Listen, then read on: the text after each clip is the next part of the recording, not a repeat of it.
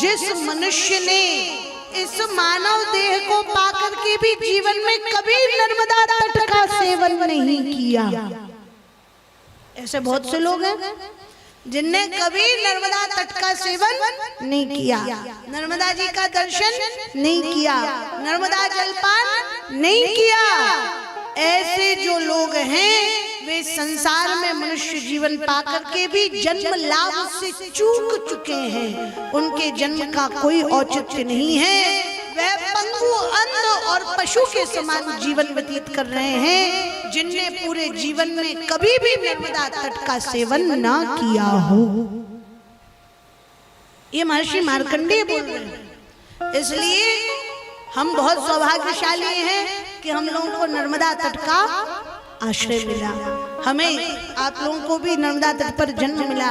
नर्मदा जी आपको बड़ी सुलभ है, कभी भी जाकर के पैदल ही चले जाओ तो भी नर्मदा जी के दर्शन आराम से कर सकते हो, ठीक है ना।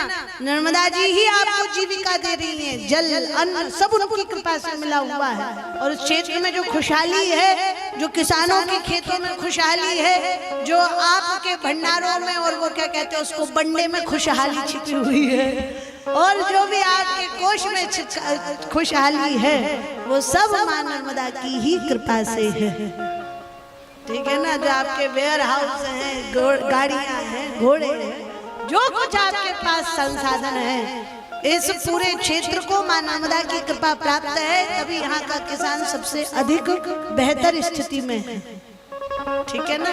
तो अब सबका दायित्व यह है कि मां नर्मदा ने तो आपको खूब दिया और बल्कि बदले में आपसे कोई टैक्स नहीं वसूला।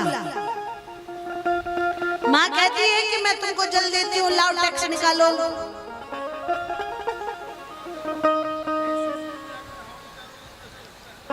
ठीक है ना, आप किसी भी वाटर पार्क में चले जाएं, कहीं चले जाएं, सबका टैक्स देना पड़ता है। नर्मदा जी कभी आपसे टैक्स नहीं मांगती।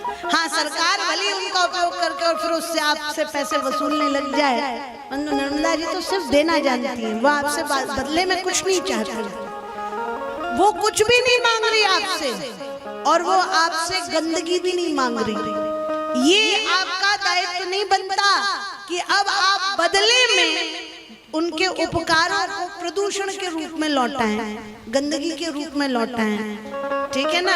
आपको तो माँ का कृतज्ञ होना चाहिए, परंतु आप कृतज्ञ हो गए और आपने माँ नर्मदा को बदले में क्या दिया बताओ।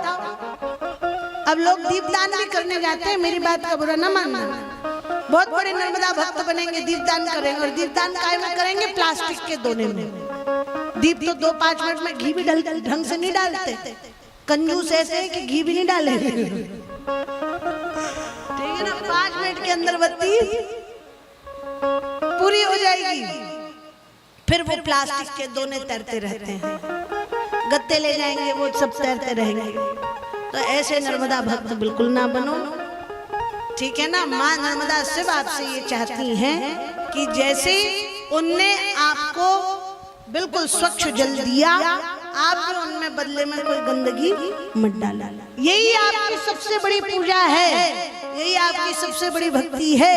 यदि आपने मां नर्मदा को प्रदूषण रहित बना लिया, आप सबको वचनबद्ध होना चाहिए। यदि ये कथा सुन रहे हो और आपके हृदय में मां की भक्ति और दृढ़ हो रही है, तो आपको यहाँ से कसम लेनी चाहिए, शपथ लेनी चाहिए कि अब हम ना स्वयं से मां नर्मदा में कोई प्रदूषण करेंगे, ना कोई गंदगी फैलाएंगे, और यदि किसी को प्रदूषण करता हुआ देखेंगे तो तुरंत रोकेंगे, उसे भी समझाएंगे, उसे भी मां की भक्ति में लगाएंगे और उसे भी असली नर्मदा भक्त बनाएंगे।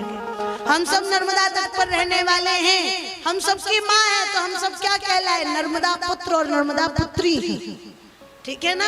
तो नर्मदा पुत्र और नर्मदा पुत्री का कर्तव्य क्या है कि वह माँ में बिल्कुल भी प्रदूषण ना होने दे। और सबसे पहले प्रदूषण कब रुकेगा? जब घरों का गंदा पानी नर्मदा जी में जाना बंद हो जाएगा। जिसका भी जाता हो भाई वो अभी खर्चा करो और अपने यहाँ पे सोक पिट बनाओ, नाली की अपनी धारा बदलो, परंतु नर्मदा जी में अपने घर का गंदा पानी मत जाने दो।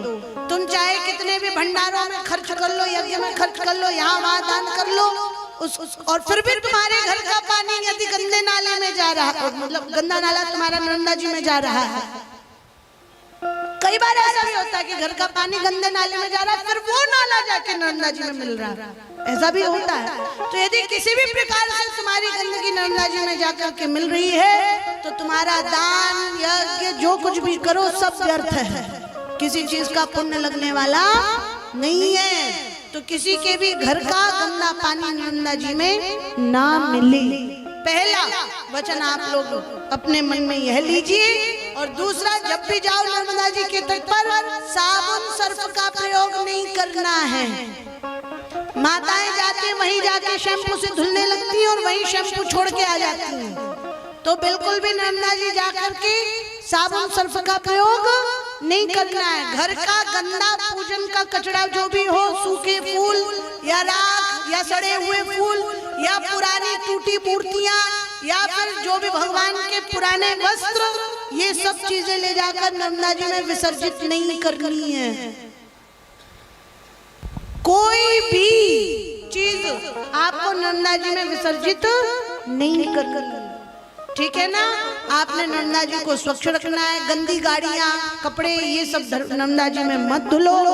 लोग गणेश जी रखते हैं, दुर्गा जी रखते हैं, 9 दिन तक तो पूजा, और ले जाकर के फिर उनको ऐसे फेंक के आते हैं कि वो फिर कैसे पड़े हुए हैं। अब तो वीडियो में भी दिखने लग गया, शॉर्ट्स में भी दिखने लग गया कि फिर वो गणेश जी और दुर्गा जी की क्या दुर्गति करते हैं और नर्मदा जी को अलग प्रदूषित करते हैं। तो प्लास्टर पेरिस की मूर्ति आपको नर्मदा जी में विसर्जित नहीं करनी। इतनी मूर्ति मत बिठाओ, कोई मतलब नहीं है ना इतने मित्र मंडल का ना किसी चीज का। यदि मूर्ति रखी है तो उसकी विधिवत पूजा करने के बाद विधिवत प्रवाहित भी करो, पर वो मूर्ति मिट्टी की होनी चाहिए, उसमें प्लास्टर पेरिस का प्रयोग नहीं होना चाहिए। और आखिरी बात, आप लोग कोई भी व्यक्ति को गलत करते भी देखो तो उसे